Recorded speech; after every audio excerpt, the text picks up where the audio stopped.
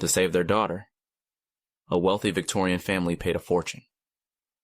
They believed they were buying the best treatment at the most advanced private clinic. In reality, they were buying her a ticket to an operating table where the chances of dying were higher than in a free shelter for the poor.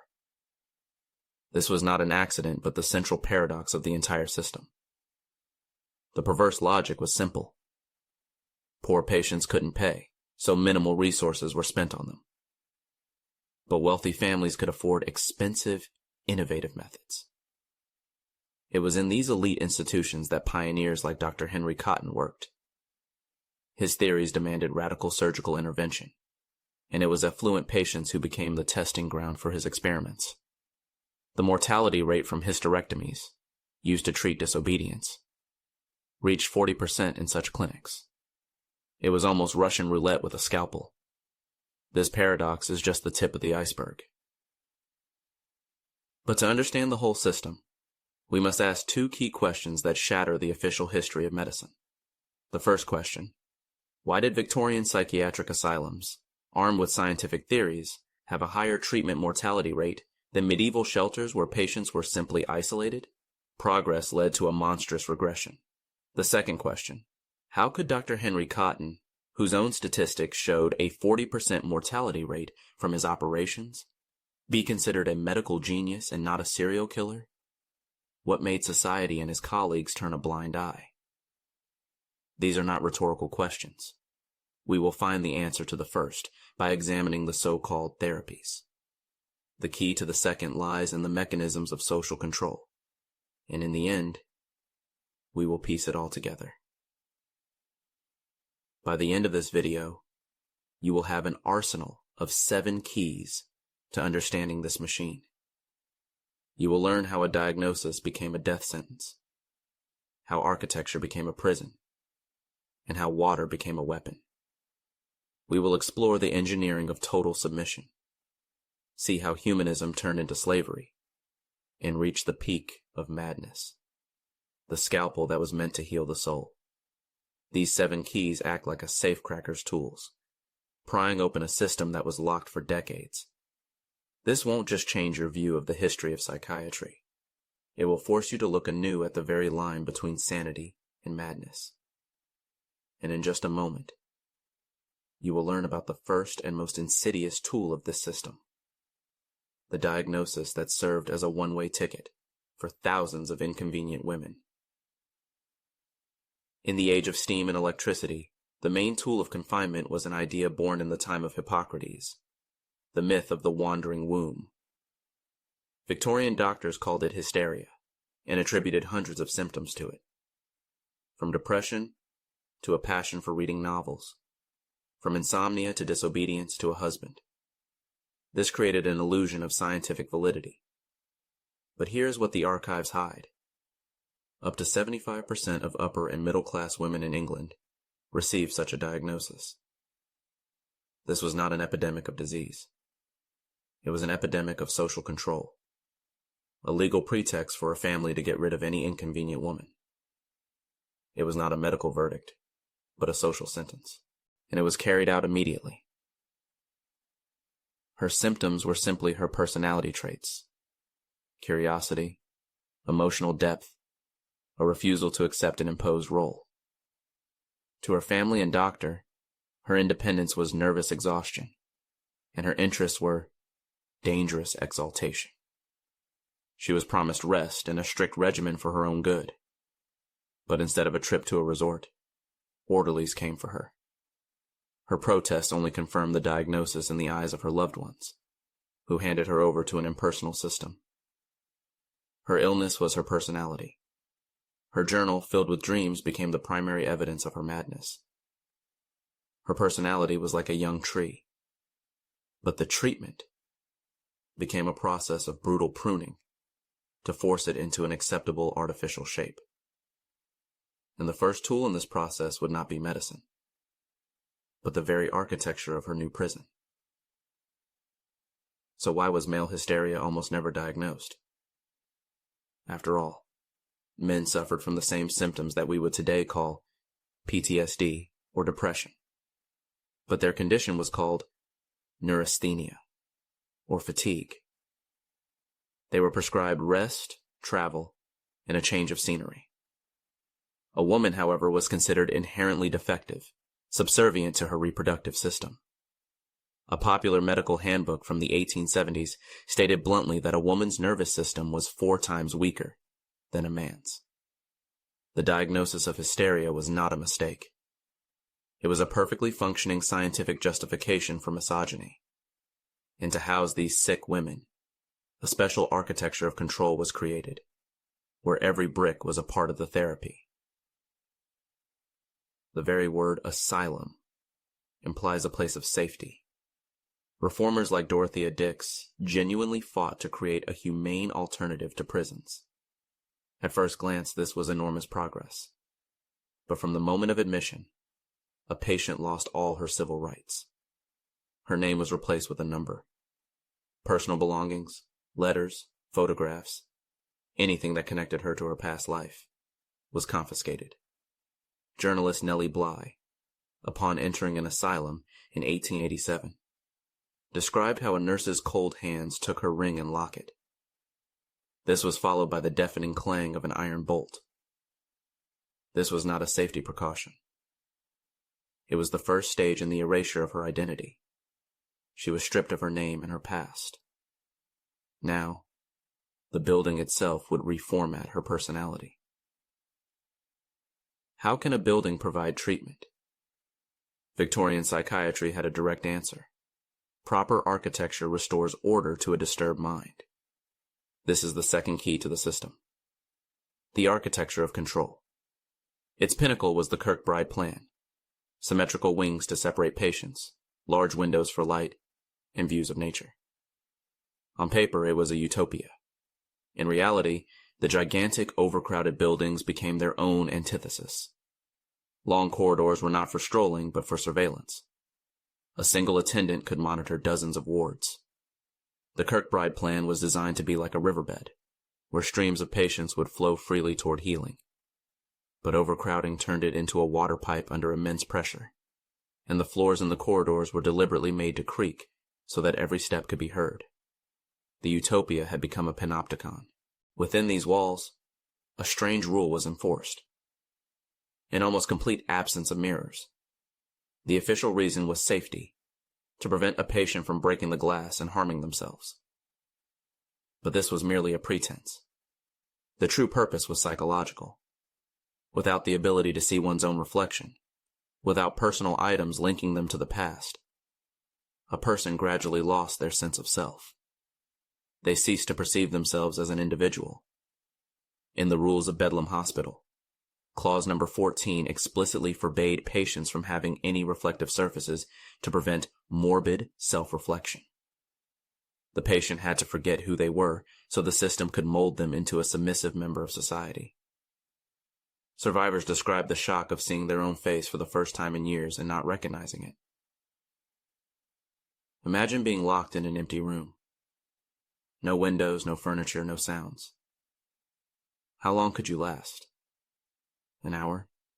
A day? For unruly patients, there were isolation rooms. The theory was that a lack of stimuli would calm an overexcited brain. In practice, it was a punishment for disobedience that could last for weeks. Prolonged sensory deprivation causes hallucinations and panic, which means it exacerbates madness, not cures it. The average punishment lasted 3 full days, often without food for the first 24 hours. The padded walls in these rooms were not for comfort, but to prevent a person from smashing their head. This was an assembly line for turning a person into a docile animal. The walls, the absence of mirrors, the isolation, these were all instruments of passive control, designed to slowly break the will of the majority. This environment was the backdrop, the baseline condition of the therapy. For many, it was enough to make them stop being a problem. But what happened to those whose spirits were not broken by the architecture? For them, the system had prepared the next active level of intervention. This was the transition from psychological pressure to direct physical violence, disguised as treatment. And here, the most ordinary things became instruments of torture. Water, the symbol of life, was turned into a weapon designed to break the body, just as the walls broke the spirit. The third key to the system: hydrotherapy. At first glance, it sounds harmless, even healing. But behind the scientific facade hid a sophisticated form of torture. Victorian doctors believed that madness was the result of an overheated or inflamed brain. Their logic was akin to trying to stop hiccups by scaring someone half to death. They believed a sudden temperature shock would reboot the nervous system. In practice, this meant patients were bound and submerged in ice water baths for 8 and sometimes even 24 hours. Or they were strapped to a wall and blasted for hours with powerful jets of water, like fire hoses. The goal was not treatment, but to drive a person to complete physical exhaustion, leaving them with no strength left to resist. When a young patient, frightened and disoriented, began to cry, her plea for help was immediately translated by the system into the language of diagnosis. It wasn't fear. It was a fit of agitation. They weren't tears, but a hysterical seizure. Her natural reaction became a pretext for treatment. Several orderlies would burst into the ward, forcibly undress her, and throw her into the icy water. To keep her from drowning, they covered her with a heavy canvas sheet with a slit for her head, tying it to the sides of the tub. This water-soaked canvas weighed over 40 pounds, pressing her body into the cold. Her screams of pain and terror only confirmed to the staff that their actions were correct. This was shock therapy before the invention of electricity. Why was this method so popular? The answer is cynical and simple. Economics. Water and ice cost almost nothing. But most importantly, hydrotherapy was a perfect tool for staff management. In a typical state asylum, one orderly on the night shift was responsible for up to 100 patients. Under these conditions, a single employee could neutralize the most unruly patient for an entire day simply by locking them in an ice bath. Hospital reports explicitly stated that the use of prolonged baths had allowed them to reduce staffing. This wasn't therapy for the sick. It was cost optimization for the administration. Water could bind with cold and pain, but it could not mechanically restrain a person. It was an elemental biochemical tool of control. But the Victorian era was an age of steam, iron, and engineering solutions. The same mindset that created bridges and machines was also applied to the problem of madness. The logic of an engineer demanded predictability and total control, which water could not provide. The result of this quest was the creation of a whole arsenal of restraining devices, whose names were the height of cynicism, and whose function was the embodiment of absolute physical submission. The fourth key: the engineering of total submission. Look at this device. A chair with restraints for the arms and legs and a solid wooden box that was placed over the head, plunging the person into absolute darkness. Its inventor, Dr. Benjamin Rush, called it the tranquilizer chair. Rush, one of the founding fathers of the United States, believed that madness was caused by an excess of blood in the brain. His theory was that complete immobilization and sensory deprivation would slow blood flow and reboot the nervous system. This was not an isolated device. It was an entire industry of suppression. Cage beds where people were locked in for the night, straitjackets made of coarse canvas, and complex systems of straps. The true goal was not tranquility. The goal was a state of learned helplessness. After several hours in such a chair, a patient would become completely submissive, willing to do anything to avoid a repeat of the torture. This was what they called healing. But why were these machines used so widely, even on perfectly calm patients? The administration claimed it was necessary for safety, to protect staff, and prevent self-harm.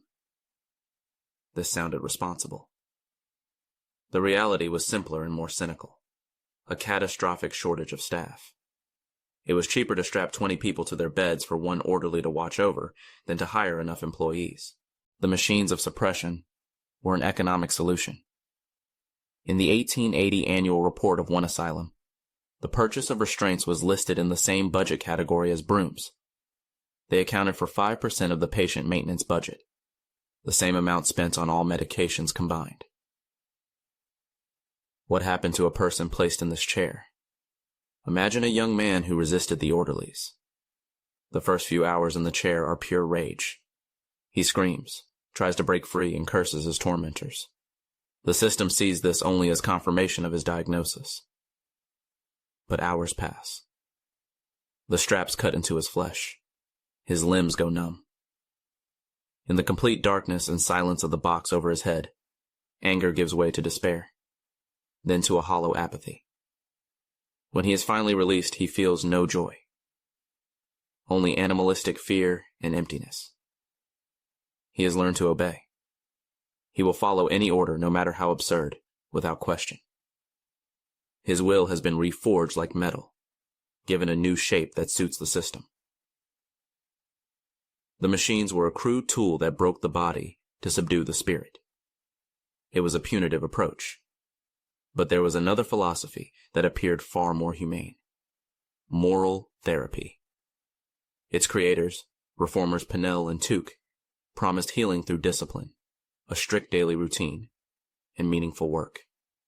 On paper, it was a huge step forward, a move away from violence toward rehabilitation. But like everything in this system, the noble idea was twisted beyond recognition. The pursuit of healing turned asylums into highly profitable enterprises, and labor therapy became legalized slavery.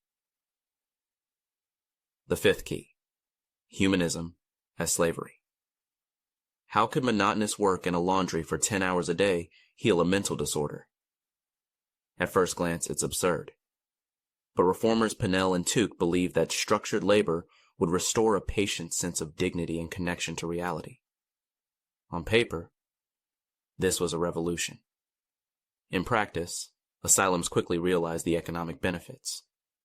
Therapy turned into production. By the 1890s, some state hospitals were producing up to 90% of their own required goods, from vegetables to furniture.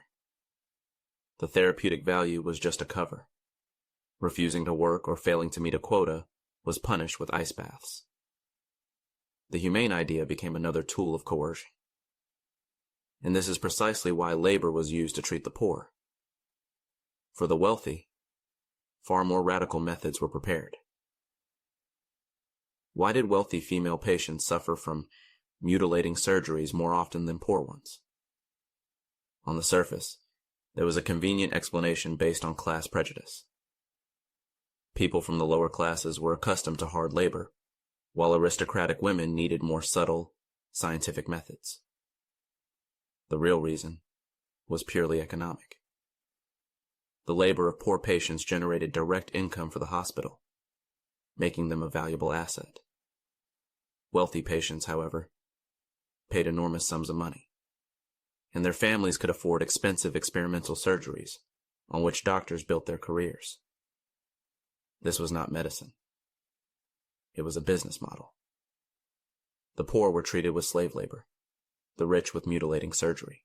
This logic of economic efficiency would eventually lead doctors to the idea that if a problem couldn't be fixed, it could simply be cut out. Imagine a young man with melancholia who finds his only solace in working in the hospital garden. Tending to the plants, the changing of the seasons, the visible results of his labor.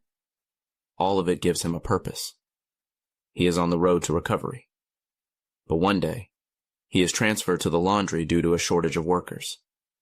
Instead of fresh air, there is steam and the smell of caustic lye. Instead of creation, there is the endless repetition of the same action. The labor instantly becomes a form of hard labor, worsening his condition. The system was indifferent to his healing. Its goal was economic efficiency. His protests and deteriorating condition are recorded in his medical history as a relapse. The system didn't just corrupt the treatment. It blamed the victim. What was a doctor to do if a patient remained defiant? If the architecture, the ice baths, the restraining machines, and the grueling labor could not fix them? All these methods were tools of external control. Architecture controlled space. Hydrotherapy controlled the body. Labor controlled time. But when they failed, a new idea was born in the minds of the most radical doctors. If the problem was not in the behavior, but deeper, inside the body, then the intervention had to be direct. If the source of madness could be located in a specific organ, it could simply be cut out. The scalpel was ready. All that remained was to find the infected organ, and everything came under suspicion. The sixth key, the scalpel versus the soul. At its core lay the simple and seductive focal infection theory of Dr. Henry Cotton. He argued that madness was merely a symptom of a hidden bacterial infection in the teeth, tonsils, or intestines. For an era that had just discovered the world of microbes, this sounded like a scientific breakthrough. The logic was ruthless. To cure the mind, one had to surgically remove the infected organ. He began by removing all of a patient's teeth. When that didn't work, he went further, removing tonsils, parts of the stomach, the spleen, and the colon. His theory worked like searching for a squeak in an old machine. If lubricating one part didn't help, the problem must be in the adjacent one. And so on, until the entire mechanism was dismantled. Cotton claimed an incredible success rate. 85% cured. It was a lie. Independent investigations revealed that the mortality rate from his operations was as high as 45%. He wasn't a genius. He was a serial killer hiding behind science. And that is precisely why his clinic became a magnet for desperate, wealthy families. So why wasn't he stopped? In the 1920s, Henry Cotton was a rock star of psychiatry. Newspapers wrote about him, and his hospital in Trenton, New Jersey, was considered the most advanced in the world. He offered what everyone desperately wanted: a simple, physical solution to the complex problem of madness. But most importantly, his patients were from America's wealthiest families, who paid colossal sums. This created a vicious cycle. The money of the elite gave his methods legitimacy and protected him from criticism. Cotton thrived, not in spite of the system, but because of it. He was its ideal product.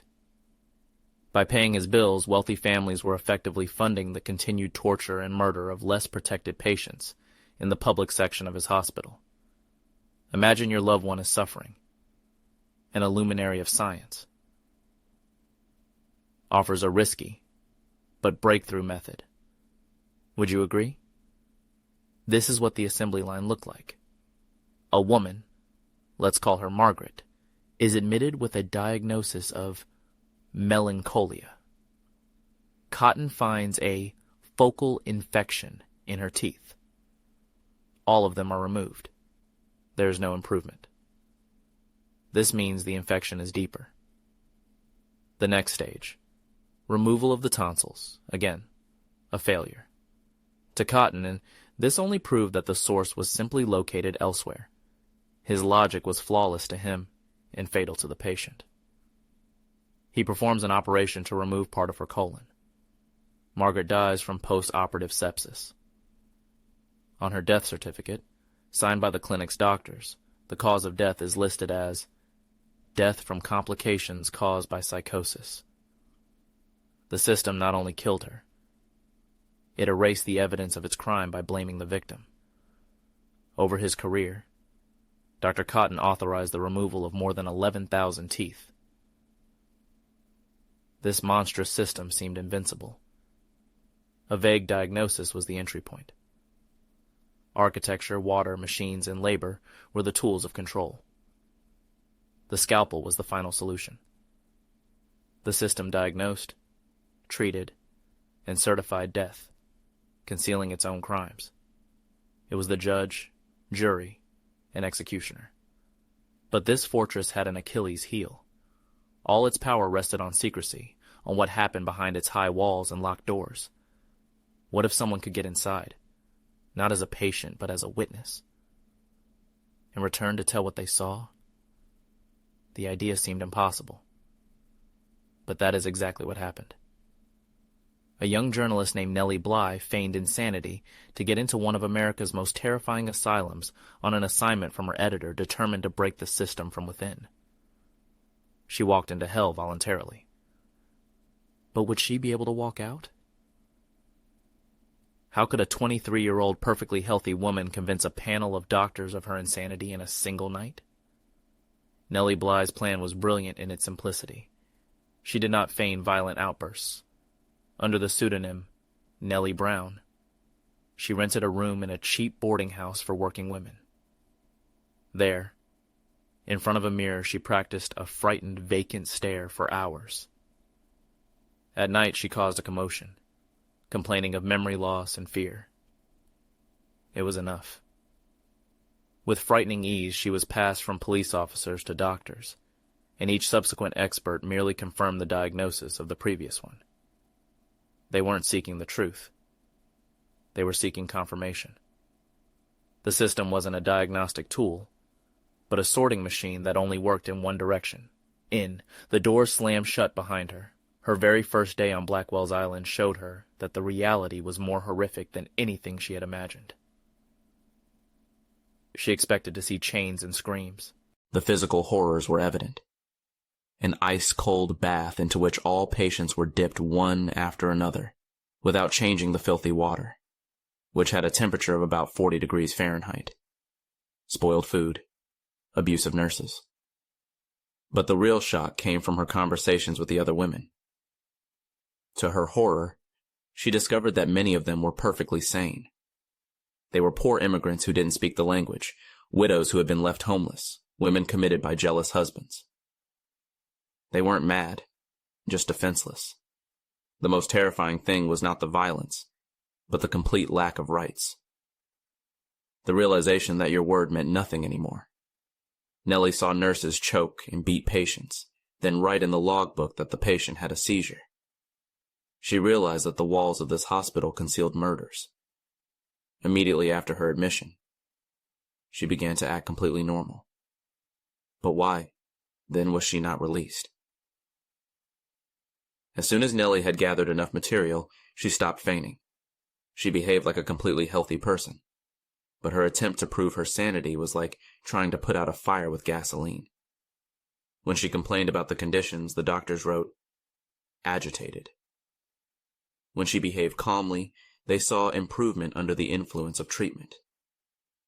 Her normal behavior became, for them, just another confirmation of their diagnosis. She was trapped.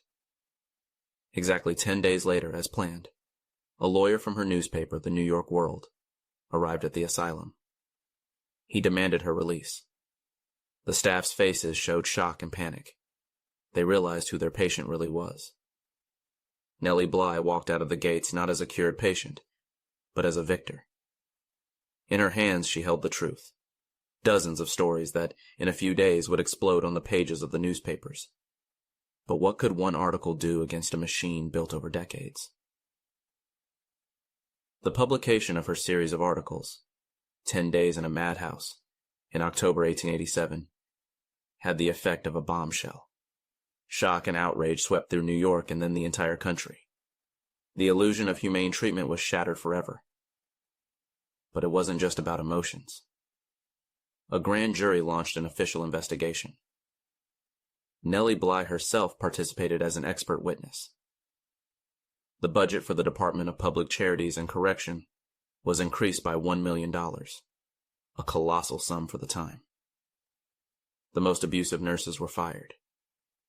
Nellie Bly's story proved that the system, which had seemed invincible, was afraid of the light. Her feat is one of the brightest parts of our history. We have seen how every cog in this machine of torture works. In the finale, we will assemble them all to see the entire mechanism and understand which of its parts continue to operate today. Now that we have passed through all 7 circles of this hell, let's assemble the machine. It was an assembly line.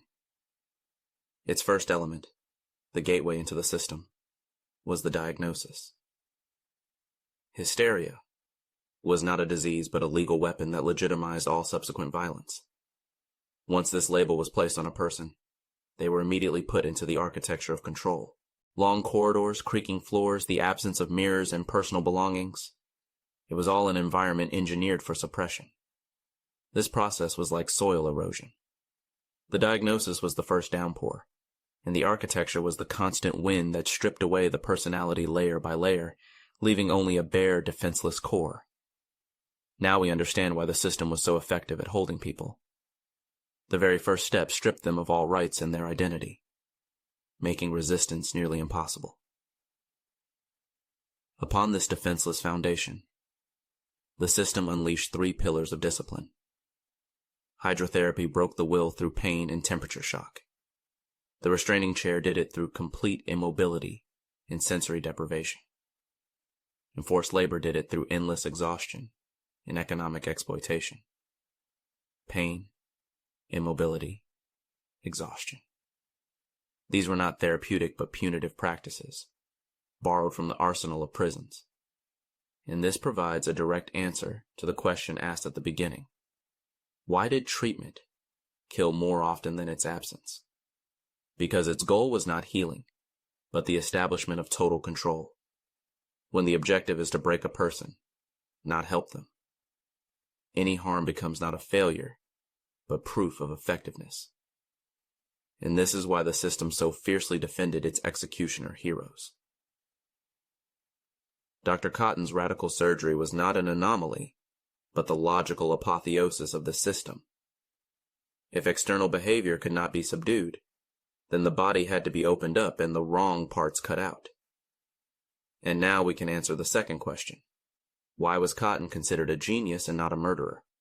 Because a desperate society craved simple, scientific solutions. He offered exactly that. Find the root of the evil and excise it. He was needed as a myth, and for the sake of that myth, the system turned a blind eye to the monstrous mortality rate. But this monolith was not invulnerable. Nellie Bly's feat proved that a hermetically sealed system, incapable of self-reform, fears one thing: the truth getting out.